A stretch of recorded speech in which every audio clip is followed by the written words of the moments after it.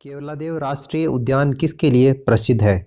मोर के लिए प्रसिद्ध है, बाघ के लिए, प्रवासी पक्षियों के लिए या काले हिरण के लिए? केवलादेव राष्ट्रीय उद्यान आप सभी को पता होगा, जिसको केवलादेव घना पक्षी राष्ट्रीय उद्यान के नाम से भी अपन इसको जानते हैं। भरतपुर पक्षी विहार के नाम से भी उसको जाना जाता है, भरतपुर पक्षी विहार। तो आप समझ गए होंगे कि ये प्रवासी पक्षियों से रिलेटेड है। हजारों संख्या में यहाँ पर दुर्लभ और जो विलुप्त होने की कगार पर जो पक्षी हैं वो यहाँ पर आप देखने को मिलते हैं। इसको विश्व धरोहर घोषित किया जा चुका है। केवलादेव राष्ट्रीय उद्यान भरतपुर प्रवासी पक्षियों के लिए जाना जाता है। ऑप्शन थर्ड इसका आंसर होगा। चंबल घड़ियाल अभ्यारण्य की 3 राज्यों के द्वारा सम्मिलित रूप से स्थापना की गई है। आपको बताना है कि चंबल जो घड़ियाल अभ्यारण्य है उसमें राजस्थान और मध्य प्रदेश तो शामिल है ही, तीसरा राज्य उसमें कौन सा है वो आपको बताना है। गुजरात, उत्तर प्रदेश, पंजाब और हरियाणा, इनमें से बताना है। देखिए तीसरा कौन सा है, उत्तर प्रदेश है। ऑप्शन सेकंड इसका आंसर होगा। 1983 के अंतर्गत वन्य जीव अभ्यारण्य इसको घोषित किया गया था राजस्थान सरकार के द्वारा। घड़ियालों के लिए इसको जाना जाता है। इसमें उत्तर प्रदेश, इसके अलावा मध्य प्रदेश और अपना प्यारा राजस्थान, ये तीनों के द्वारा मिलकर ही इसकी प्रशासनिक व्यवस्था को संभाला जाता है। 400 किलोमीटर जो लंबी चंबल नदी है वो इसके कोर क्षेत्र से ही गुजरती है। तो चंबल घड़ियाल अभ्यारण्य के अंतर्गत 3 कौन कौन से राज्य हैं जो कि इसकी प्रशासनिक व्यवस्था को संभालते हैं? राजस्थान, मध्य प्रदेश और उत्तर प्रदेश। जिस मिट्टी का लाल रंग होता है तथा जिसमें फास्फोरिक अम्ल का आपको पता होगा कि H3PO4 इसका सूत्र होता है। चूना और ह्यूमस की कमी होती है। जिस मिट्टी का लाल रंग होता है तथा जिसमें फास्फोरस अम्ल, चूना और ह्यूमस की कमी होती है वो मिट्टी कौन सी होती है? कछारी मिट्टी, लाल पीली मिट्टी, लाल रेतीली मिट्टी या इनमें से कोई नहीं? तो देखिए इसका आंसर कौन सा होगा, लाल पीली मिट्टी होगा। लाल पीली मिट्टी, ऑप्शन सेकंड। आपको बताना है कि ये जो तेंदुपत्ता है वो राजस्थान में कौन से जिले में मुख्यतः पाया जाता है? झालावाड़, उदयपुर, बांसवाड़ा, उपरोक्त सभी। तेंदु का पत्ता बीड़ी बनाने में प्रयोग में लेते हैं और राजस्थान के झालावाड़ में पाया जाता है, उदयपुर में पाया जाता है, बांसवाड़ा में पाया जाता है। इसलिए उपरोक्त सभी क्या हो जाएगा, इस क्वेश्चन का करेक्ट आंसर हो जाएगा। लेकिन अगर आपको इन तीनों में भी अलग से पूछे कि इन तीनों में भी सबसे ज्यादा तेंदु का जो पत्ता है वो कहाँ पर पाया जाता है, तो मुख्य रूप से वो कहाँ पर पाया जाता है? बांसवाड़ा में बहुतायत में पाया जाता है। लेकिन इस क्वेश्चन का आंसर कौन सा होगा? उपरोक्त सभी होगा। राजस्थान का वह जिला कौन सा है जिसका आकार पतंग अथवा समचतुर्भुज के समान है, जिसके पूर्व और जो पश्चिमी भाग है वो अंदर की ओर धसे हुए हैं? उस जिले का आपको नाम बताना है जिसका आकार पतंग के समान है, समचतुर्भुज जैसा है, जिसके पूर्वी और पश्चिमी भाग वो अंदर की ओर धसे हुए हैं। राजस्थान में जिलों की आकृति के लिए मैंने आपको एक अलग से वीडियो प्रोवाइड करवा रखा है। उसमें राजस्थान के हर जिले की आकृति किसके समान है वो मैंने आपको उसमें बताई है। तो मैंने उसको आपको बताया था कि टोंक जिले की जो आकृति है वो इसके समान है, जो आप क्वेश्चन में दे रखा है। तो टोंक इसका आंसर हो जाएगा।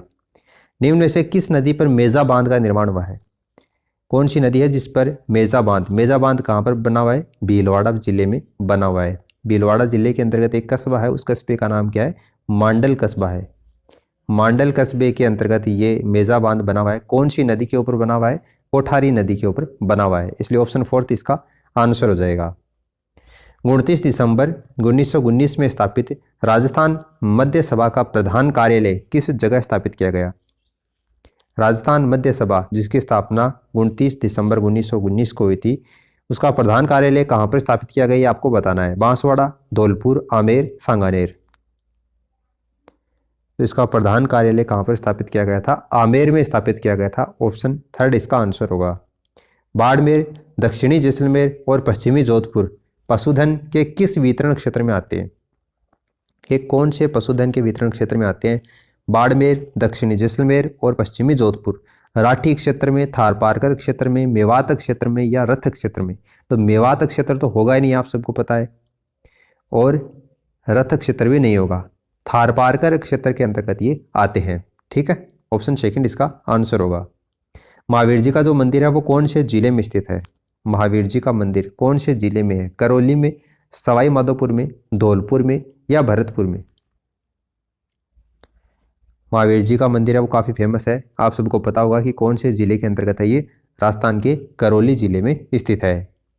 राजस्थान की खाद्यान्न फसलों में कौन सा खाद्यान्न अधिक उत्पादित होता है? राजस्थान की जो खाद्यान्न फसलें हैं उसमें ऐसा कौन सा खाद्यान्न है जो कि अधिक उत्पादित होता है, जिसमें ज्वार, बाजरा, मक्का, जौ, ये आपको ऑप्शन में दे रखे हैं।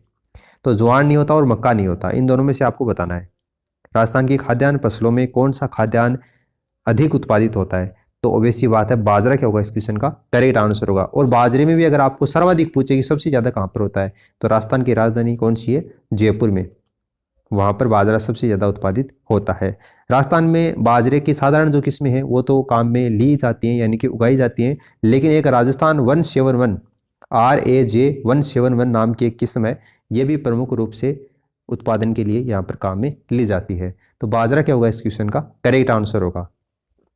अलाउद्दीन खिलजी की पुत्री राजस्थान के कौन से राज्य के राजकुमार के प्रेम में पड़ गई थी, यानी कि बंध गई थी, यानी कि प्रेम पास उसको हो गया था। अलाउद्दीन खिलजी की जो पुत्री थी उसके बारे में देखिए, लास्ट वीडियो में भी मैंने आपको बताया था, जब अपन ने बात की थी कि अलाउद्दीन खिलजी ने राजस्थान में जो आक्रमण किए थे उसको काल क्रमानुसार आपको व्यवस्थित करना था। तो उसमें मैंने आपको बताया कि रणथंभौर पर जो आक्रमण किया था वो 1301 में किया था, उसके बाद में चित्तौड़ पर आक्रमण किया था 1303 में, उसके बाद में सिवाना पर आक्रमण किया था 1308 में, और लास्ट मैंने आपको बताया था कि जालोर पर आक्रमण किया था 1310 में। तो उस समय मैंने आपको बताया था कि फिरोजा और जो वीरमदेव वाली कहानी है वो अलाउद्दीन की इसी जालोर वाले दुर्ग से संबंधित है, इसी युद्ध से, इसलिए जालोर क्या हो जाएगा इस क्वेश्चन का करेक्ट आंसर हो जाएगा।